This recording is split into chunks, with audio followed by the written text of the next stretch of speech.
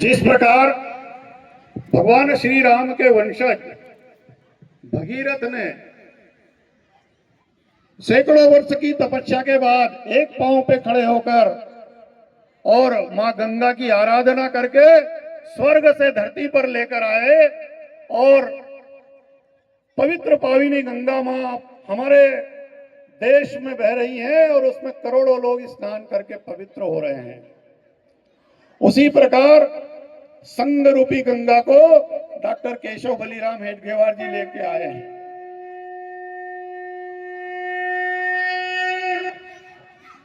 जिस प्रकार भगीरथ को कोई नहीं जानता, गंगा स्नान करने के बाद आ जाते हैं, ठीक उसी प्रकार बहुत कम लोग डॉक्टर केशव बलिराम हेडगेवार जी को जानते हैं।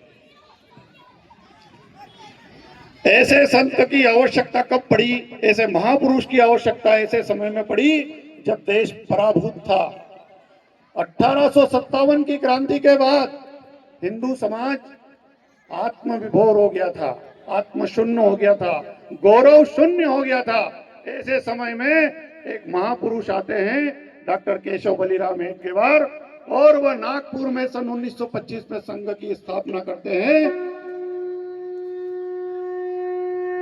और संघ गंगा को लेकर आते हैं। ऐसी संघ गंगा, ऐसी संघ की शाखा पद्धति करते हैं, ऐसा कर्म कांड रचते हैं कि देखते ही देखते उस एक घंटे की शाखा में स्वयंसेवक कब राष्ट्रभक्त बन जाता है पता ही नहीं चलता। और ऐसा राष्ट्रभक्त बनता है कि अपना संपूर्ण जीवन मातृभूमि के चरणों में लगा देता है।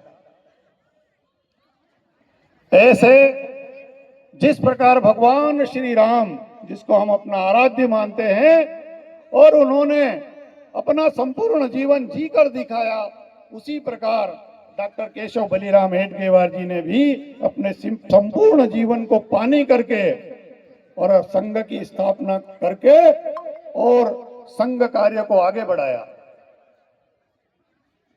देश के कोने कोने में संघ की शाखाएं प्रारंभ हुई और देखते देखते हिंदू समाज का जागरण प्रारंभ हुआ, हिंदू समाज का स्वाभिमान जागृत होने लगा। आज संपूर्ण देश में संघ की शाखाएं हैं और यही नहीं तो भारत के साथ साथ विदेश के 44 देशों में संघ की शाखाएं चल रही हैं। और आज विश्व का सबसे बड़ा संगठन राष्ट्रीय स्वयंसेवक संघ है और ये हम सब लोगों का सौभाग्य है। धीरे धीरे संघ का कार्य आगे बढ़ता गया और संघ ने अखंड भारत जैसी व्यवस्थाओं के साथ, जब देश एक था, अखंड था, भारत और पाकिस्तान एक थे, बांग्लादेश एक था, सभी जगहों पर संघ की शाखाएं प्रारंभ हुई। लेकिन दुर्भाग्य कि देश का विभाजन हो गया। 1947 में जब देश का विभाजन हुआ तब संघ के स्वयंसेवकों से गुरुजी ने आह्वान किया, जब वे पंजाब प्रांत के प्रवास पर थे, और गुरुजी ने कहा कि देश का विभाजन हो रहा है और हमारे जितने भी हिंदू परिवार पाकिस्तान में रह रहे हैं वो सारे पाकिस्तान में रहने वाले हिंदू जब तक एक भी शेष है, आप सब लोगों को, हिंदुओं को निकालना है। सैकड़ों स्वयंसेवकों ने अपना बलिदान दिया और हिंदुओं को वापस लेके आए। मुझे समझ में नहीं आता कि देश का विभाजन ही क्यों हुआ, जब हिंदुस्तान और मुस्लिम पाकिस्तान होना था, लेकिन ऐसा नहीं हुआ।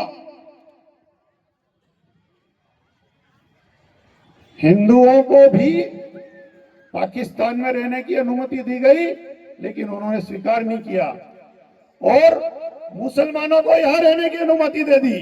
अरे अगर देश का विभाजन ही करना था तो फिर हिंदुस्तान मुस्लिम पाकिस्तान होना था, ऐसा नहीं हुआ। अरे उस समय के महापुरुष, तत्कालीन नेता कहते थे कि हमारे शरीर के 2 टुकड़े कर दो, लेकिन भारत के 2 टुकड़े नहीं होने देंगे। और आखिरकार हुआ, देश का विभाजन हुआ। ऐसे में संघ का कार्य आगे बढ़ता गया, संघ समाज और राष्ट्र की सेवा में लग गया। धीरे धीरे संघ का कार्य जैसे जैसे आगे बढ़ता गया, वैसे वैसे ही स्वयं सेवकों ने हिंदू समाज के साथ कंधे से कंधा मिलाकर और राष्ट्र की सेवा में जुट गए। हमने देखा कि गुजरात में एक भयंकर भूकंप आया था, कच्छ भुज नाम का एक भूकंप आया था। उसमें हमारे हजारों लाखों मनुष्य मारे गए। उनकी सेवा का कार्य, रक्त शिविर लगाने का कार्य, उनकी भोजन रसद आदि की व्यवस्था का कार्य संघ के स्वयंसेवकों ने किया। पहले नेकर चलती थी, नेकर पहनकर सबसे पहले पहुंचने वाले स्वयंसेवक थे। उसी प्रकार चरखी दादरी जैसी ट्रेन दुर्घटना के समय में भी सेवा का कार्य संघ ने किया। और यही नहीं, तो जब 1965 में भारत और चीन का युद्ध हुआ था, उस युद्ध के समय में भी और हमारे स्वयंसेवकों ने हिंदू समाज के साथ कंधे से कंधा मिलाकर और गोला बारूद आदि की व्यवस्था की, रसद पहुंचाई और पूरे भारत की ट्रैफिक व्यवस्था को संभाला, शिविर लगाए, भोजन आदि की व्यवस्था की।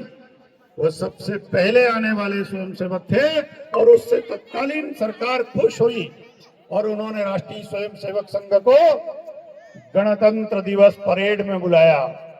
3000 से अधिक स्वयंसेवकों ने उसमें भाग लिया। तब जाकर लोगों को समझ में आया, हिंदू समाज को समझ में आया, उनका स्वाभिमान जागरण होने लगा और पता चला कि संघ कार्य तो अच्छा कार्य है, पवित्र कार्य है, राष्ट्रभक्त होते हैं। और ऐसे राष्ट्रभक्त होते हैं कि आवश्यकता पड़ी तो जान ले भी सकते हैं और जान ले भी सकते हैं।